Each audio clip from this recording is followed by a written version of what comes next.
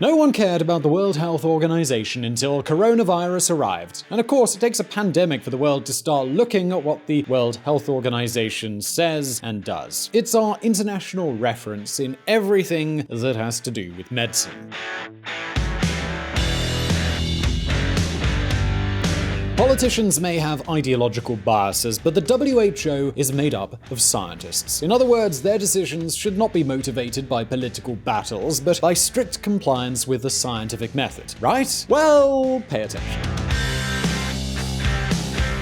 A major step for traditional Chinese medicine going global. Traditional medicine, originating from traditional Chinese medicine, TCM, has been incorporated into the 11th revision of the International Classification of Diseases, ICD, marking a major step for TCM's internationalization, Xinhua Net. And you'll say, well, why is this news so important? Well, you see, the International Classification of Diseases is the document where the WHO outlines the procedures for diagnosing diseases and the treatments that exist to alleviate them. Its content influences the policies of governments and insurance companies around the world. In other words, entering this classification means the difference between remaining a pseudoscience or being covered by private insurance or even receiving public funding from the health systems of numerous countries. And you're probably thinking, so what does all of this have to do with politics? But I think you can probably already guess the answer. The influence of China, an increasingly remarkable influence. By now, many of you have already heard about the WHO scandal regarding Taiwan. Basically, the WHO does not recognize Taiwan as a member state. They consider it just as one more Chinese region. This is a problem for each country that is fighting the coronavirus. And this is because Taiwan is one of the countries that is best containing the pandemic. Their example is vital for other countries wanting to take effective action. But China is doing everything it can to prevent it. But we're not going to talk about that today. And I know what some of you might be thinking, already. The VisualPolitik guys have sold out to the United States and are criticizing China indiscriminately. It's terrible. Who's paying them? Trump? But really, look, if you take a look at our playlist, you'll see that we have over 40 videos about China and just as many about the United States. You can find tons of videos where we've criticized Donald Trump and US politics on plenty of fronts. And we've never had the slightest problem highlighting the positive aspects of China, of which there are many. For example, their investments in Africa, many things from the One Belt One Road project, and of course the huge growth they've had in the last 30 years. But there are many areas where such influence by China can be very dangerous, and this is one of them. Think about it. Criticizing a politician is to be expected. However, the WHO is a scientific authority. We have no choice but to trust what they tell us because we aren't medical experts. Moreover, in the fight against fake news, the WHO is an objective voice, and that referee cannot have ideological or religious agendas. Only one thing can be based on fact, the scientific method. So the question we are asking ourselves today is, why has the WHO accepted traditional Chinese medicine? Does that mean it works? Does that mean it's scientific? Is there a political issue behind this recognition? Confucius said, "I do not seek to know the questions, I only try to know the answers." So, at VisualPolitik today, we're going to answer these questions, but first, the history. The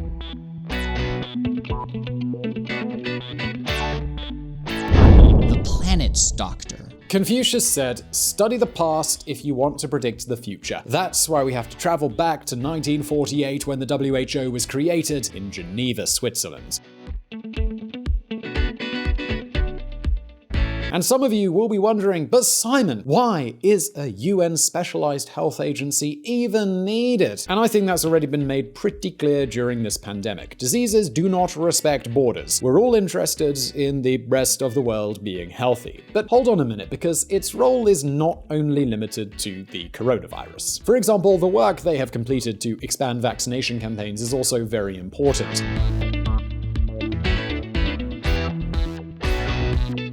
And no, this is not just a matter of humanitarian aid. For example, imagine someone who lives in the Congo. The Congo is a very poor country, and most people can't go to the doctor. Let's assume that suddenly there was a measles outbreak in the Congo. Well, it would only take one Congolese to arrive in Spain, Germany, or the United States to unleash a measles epidemic in our own backyard. And the truth is that the WHO has a lot to be proud of. Its greatest success came 40 years ago, smallpox. Smallpox is the only human disease that today exists only in laboratories. In addition, other ailments are also practically under control. So diseases like polio are no longer a problem, although they could be again if countries like Afghanistan or Pakistan do not finish eradicating it. For this, the WHO serves three functions as a global doctor. The first is to support developing countries to extend their vaccination campaigns. Commend the brave polio vaccine workers, mostly women, working to stamp out polio in Pakistan. Important gains have been made, but we need a concerted push to eradicate this awful disease. Antonio Guterres, Secretary General of the UN. And in the poorest countries, the WHO is directly involved in containing infectious disease outbreaks. WHO supports South Sudan in oral cholera vaccination campaign to prevent the risk of a cholera outbreak in rank. The second function is to monitor what is happening in the field of human health and make useful recommendations and sound alarms that all countries should take into account. We've been seeing this over the last few months. WHO declares coronavirus a global pandemic and countries react. Well, okay, not everyone reacts the same way and others react when it's too late. The handling of this crisis by some countries may be disastrous, but the WHO declared an international health emergency on the 30th of January. Finally, there is the function of updating the vademecum. That is, to clarify those treatments that work and those that don't. For example, the WHO recently declared, beware of nitrosamines. They are potentially carcinogenic. So what have each country's drug agencies done in response to this warning? Nitrosamines are found in drugs like Zantac. Look at this. Finds impurity in popular heartburn medicine Zantac that could cause cancer, CNBC. So now you're probably wondering, how does the WHO work? Well, let me explain. The WHO is made up of physicians, public health specialists, scientists, and epidemiologists from all around the world. But they aren't looking under the microscope all day. The laboratory work is for more than 700 research centers and universities in some 80 countries working with the WHO on projects. What the WHO does is coordinate all of that information. And you'll say, well, that's fine, but who runs the WHO? That's where the World Health Assembly comes in. Once a year, all countries meet in Geneva, and there they make the main decisions for the organization. One of its functions is to appoint the Executive Committee and its Director General, who is currently the Ethiopian Tedros Adhanom Ghebreyesus.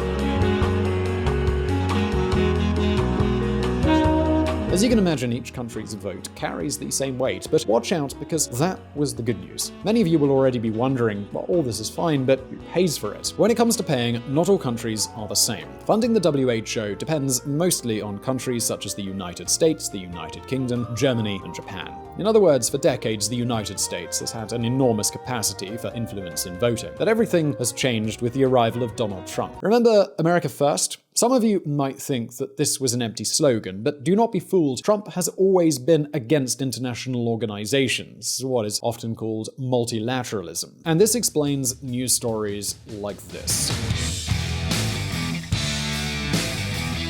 Trump seeks to have U.S. funding for World Health Organization as coronavirus rages. Foreign policy. So what can happen in the international sphere when the United States takes a step back? It allows China to take a step forward and take its place. So is that a good thing or a bad thing? Well, let's take a look right now. The scientific method. Confucius said, learning without thinking is useless. Thinking without learning, dangerous. And you know that tradition is based more on repetition than learning. As we have explained, scientific medicine and traditional medicine coexist in China's healthcare system. Traditional medicine believes in qi, the vital energy that circulates through the body's channels called meridians. Health problems are identified as imbalances in your qi, so traditional Chinese medicine seeks to restore that balance through different herbal remedies and therapies such as suction cups and acupuncture. At this point, some of you are probably thinking, oh, Simon, you're so Eurocentric. What's wrong with you? Do you just trust pharmaceutical companies? Well, wait a minute. We're going to talk a little bit about philosophy and the scientific method. You see, science has nothing to do with pharmaceuticals or countries. The scientific method is based on two pillars: reproducibility and falsifiability. I mean, a thing isn't scientific because a scientist or an American says it is. No, science exists if it meets these premises. And I'm going to explain it to you with a concrete example: the history of aspirin. For centuries, both Egyptians and some tribes in America prepared willow bark infusions to alleviate their headaches. In 1763, a scientist named Edward Stone conducted an experiment with 50 patients. All of these patients had a headache. He gave each one of them willow infusions and checked whether he had relieved the pain or not. This means it was a false experiment. I mean, the result is good or bad based on objective criteria. Does your head still hurt? Yes or no? And this is a very important fact to highlight, because many times we find news stories that say things like, study confirms that chocolate makes you happier. Sorry, but happiness is not an objective state. But the story doesn't end here. Years later, other scientists carried out other similar experiments, and they all got the same results. That means it was a reproducible experiment. That is, it doesn't matter if the patients were from Arkansas or Munich. In all cases, the willow bark took away the headache, but not only that. After a lot of research, they realized that they could isolate the active substance from willow bark, and this chemical was acetylsalicylic acid. Finally, in 1899, Bayer found a way to produce this substance industrially and safely, and that's how aspirin came to be. In other words, science doesn't go against nature. Moreover, there is knowledge of traditional Chinese medicine that can be validated by the scientific method. For example, Tu Youyou won the Nobel Prize in Medicine in 2015 for discovering that artemisinin, a herbal remedy, was effective against malaria. In this case, we are no longer talking about tradition, but science. And you'll say, so where's the problem with traditional Chinese medicine? Well, most treatments are not science-based. For example, there are people who take ijiao, a jelly made from boiling donkey skins. They say it treats anemia and prevents cancer, but there's no science behind that. The only argument for defending this treatment is 4,000 years of tradition. But this is not even the worst example. In many cases, these treatments can be dangerous. And we're not just talking about animals that spread diseases. The truth is, nature itself can be dangerous. Consider this. A study reveals that nearly 90% of traditional Chinese medicines contain trace amounts of disturbing and toxic substances. Business Insider. And I know what some of you are thinking. What about the multi-million-dollar pharmaceutical business? I mean, you're probably thinking, oh, those VisualPolitik guys, they're always just serving the interest of capitalism. And yes, you're right. Big pharmaceutical companies make a lot of money. But you know what? They're not the only ones. Traditional Chinese medicine closes in on $50 billion market with long-awaited nod from WHO, South China Morning Post. Because yes, this is about traditional medicine, but don't think about a healer with ancestral knowledge passed down from generation to generation. You have to remember that there are 4,000 traditional medicine hospitals in China, and you have to think about whole factories that make this type of medicine. And yes, there are even remedies that attempt to cure coronavirus. Chinese medicine gaining popularity in Africa amid COVID-19 outbreak, Xinhua Net. Exactly. So remember the One Belt, One Road project, that huge infrastructure network to connect China to the world? Well, check this out. Under the radar, Africa is becoming traditional Chinese medicine's best customer, Global Risk Insights. However, up until now, outside of China, traditional medicine has been considered pseudoscience. That is, it may be legal, but doctors can't recommend it, or health insurance companies accept it as a valid treatment. I mean, it's like if you want to do yoga, good for you, enjoy it, the insurance company's not going to pay for it. You see, it's not medicine. So who's the authority that decides what heals and what doesn't? Well, yes, that would be the WHO. The Chinese influence. Confucius said, "The man who moves mountains begins by setting pebbles aside, and who can that man be for China?" Yes, Tedros Adhanom Ghebreyesus, the current Director General of the WHO.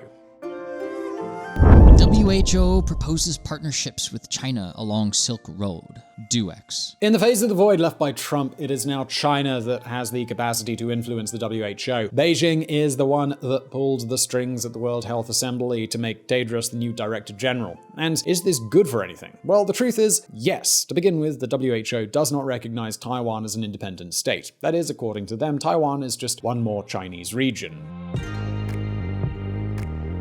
In principle, it makes sense. Taiwan's political status is complicated. Because of this, they don't even have a presence at the UN. The problem now is that Taiwan has been one of the best examples in the fight against coronavirus. It's very important to be able to study its example, mostly because it's a very useful model for everyone. However, all WHO officials avoid this issue. Will the WHO consider Taiwan's membership?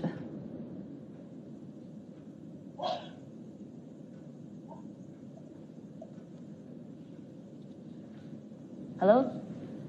I'm sorry, I can't hear. I couldn't hear your question. Okay, yeah. Let me repeat the question. No, that's okay. Let's move to another one then. Right, because I'm actually curious on talking about Taiwan as well, on Taiwan's case. But we're not just talking about coronavirus. Again, the main signs of China's influence at the WHO is this.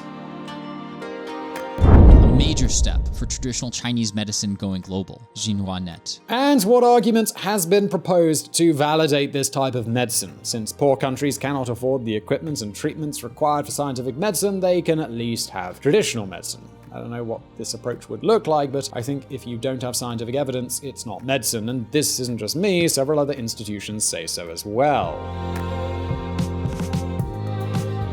The European Academies of Science and Medicine call for evidence-based diagnosis and therapy in response to the WHO inclusion of traditional Chinese medicine in its standard framework, FEAM. However, the WHO has not jumped on the brakes. The inclusion of traditional Chinese medicine in the medication guide will become a reality in 2022. It is not yet clear what types of therapies and treatments will be included. We still don't know if we'll find extracts of gecko lizard bat soup, or will it be limited to herbal remedies. In any case, this WHO decision could become a public health hazard. But wait a minute, because giving the green light to traditional Chinese medicine has a greater risk in other fields than we realize. Let's carry on. What is traditional Chinese medicine and what can it treat? Forbes. Notice that we are talking about a journal as prestigious as Forbes, and in this article, they give complete validity to the methods of traditional Chinese medicine. Imagine what could happen from now on with a lot of media, which, as they begin to trust the WHO, begin to recognize traditional medicine as a discipline just as valid as the scientific one.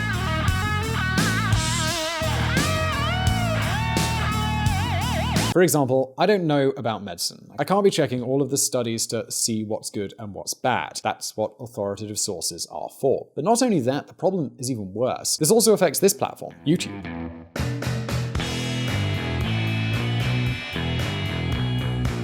Like other platforms, YouTube is fighting fake news. I mean, consider what happened with coronavirus. If you search coronavirus on Google, you get information from public authorities and the WHO. Moreover, if you look at the foot of this video, you'll also see several links to the WHO, and this is all fantastic. Thanks to this, YouTube has prevented many people from believing in such barbarities like drinking bleach or alcohol to cure the coronavirus. But that has a risk. The WHO is one of those arbitrators of who decides what's true and what's not. So imagine what could happen if traditional Chinese medicine is accepted by the WHO. Automatically, this video could be considered fake news. And in the meantime, a gentleman who might be recommending Himalayan Viagra would be making large profits. So, as Confucius would say, seeing the right way and not doing it is a lack of courage or principle. So now the question is over to you. What role do you think the WHO will play in the post-coronavirus world? Do you think traditional Chinese medicine will expand internationally and rival scientific medicine? Leave your answer in the comments below as well as in this survey, and I really do hope you enjoyed this video. Please do hit like if you did. Do not forget to subscribe for brand new videos. And as always, thank you for watching. If you want to learn more about politics and world affairs and hear some more of my lovely voice, come check out the Reconsider podcast, where we don't do the thinking for you. Find Reconsider at www.reconsidermedia.com or on Apple or Google Play or your favorite podcatcher.